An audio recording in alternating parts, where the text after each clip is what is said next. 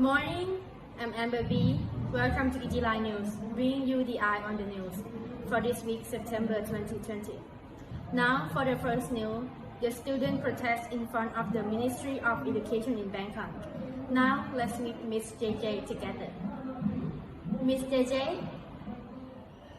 Yes, Miss Amber. Yes.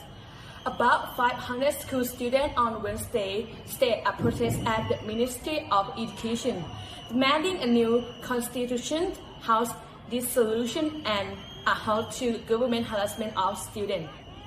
The demonstrators, who call themselves bad students, converged outside the ministry at 4 p.m., where they demanded that Education Minister Nawaphol Tipswan come out to listen to their demands.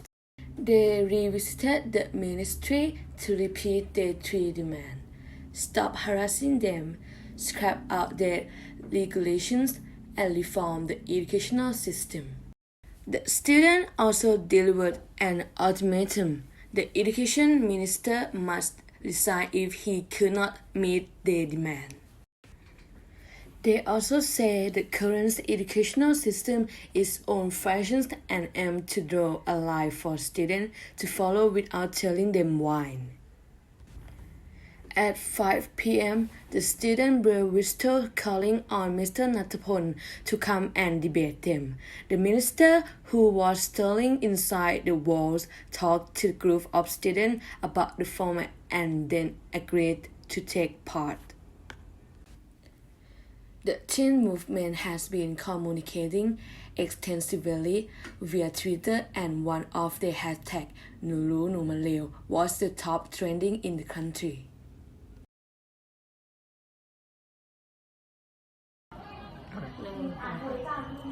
The minister later said he was glad the students spoke up as they are the country's future. Thank you. Okay, thank you, Miss JJ. Now it's time for tourism news. Mr. Roberto can't wait to share with you the next news.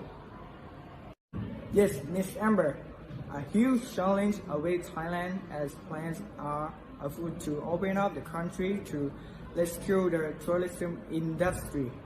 How to prevent a new round of environmental onslaught from mass tourism. The tourism industry is the country's biggest income earner, but the massive influx of tourists far exceeds the country's carrying capacity, which has dealt a heavy toll on the natural environment. True, the global COVID-19 pandemic has brought the tourism industry to a standstill, destroying business and millions of jobs.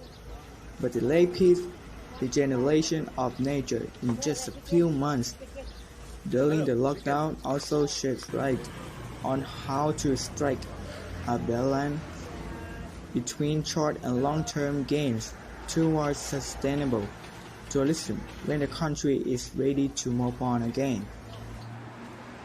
The answers come from a stream of good news from the coastal seas, which have given the country much needed morale amid the coronavirus gloom.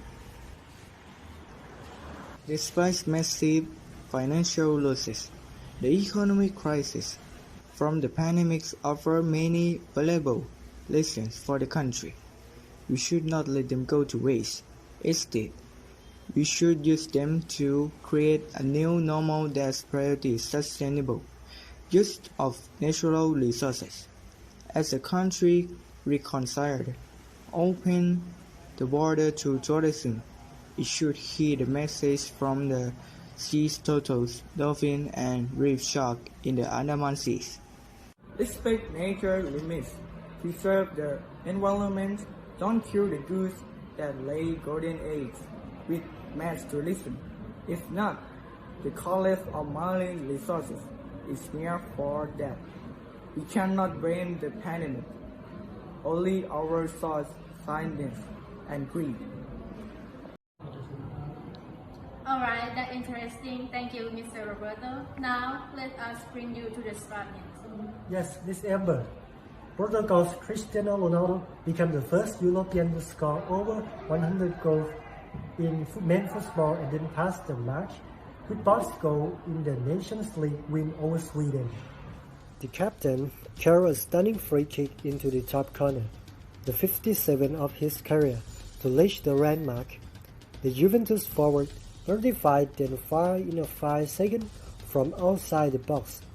Ronaldo, who played 81 minutes, is within 8 goals of the world record. Iran's Ali died, the only man to score more international goals than Ronaldo, hit with 109 during his career from 1993 to 26. The next top scoring current players are India's Sunil Chhetri, 72, and Argentina's Lionel Messi, 70. The results mean defeating Nations League champions Portugal have won the opening 2 games of this year's event. The task was made easier when Sweden had a Gustav Svensson sent off for 2 bookings, but there was a downside to their win, as Manchester City's Bernardo Silva was replaced after suffering a suspect muscle strain. Portugal could have won by more, with Bruno Fernandes hitting the bar and Ronaldo. Almost half of Cristiano Ronaldo's international goals have come from since his 30th birthday, with 49 goals in 47 matches. That's amazing, isn't it? Now for the last news which will took your heart with the overload cuteness. Mr. Opal. Yes, Miss Amber. A baby panda may have been conceived at Ocean Park in Hong Kong, while in the zoo is locked down due to coronavirus. 2 resident pandas, Ying Ying and Lele, managed to successfully mate on Monday morning, and they've been struggling for a while. Michael Booth, the Executive Director of Conservation at Ocean Park, says staff at the park are excited by the prospect of a baby panda. The chance of pregnancy via natural mating is higher than by artificial insemination, he says in a statement. The zookeepers kept close attention to the pandas' hormone levels to see when they're ready to mate. In late March, they began flirting in panda fashion. Lele left his scent marking and snuck to Ying Ying's scent, while Ying Ying began peeing water. Oh wow, they are so cute. Alright, that's it for today. Thank you so much for tuning with us today. See you next week and don't forget, know the truth from liars. Thank you.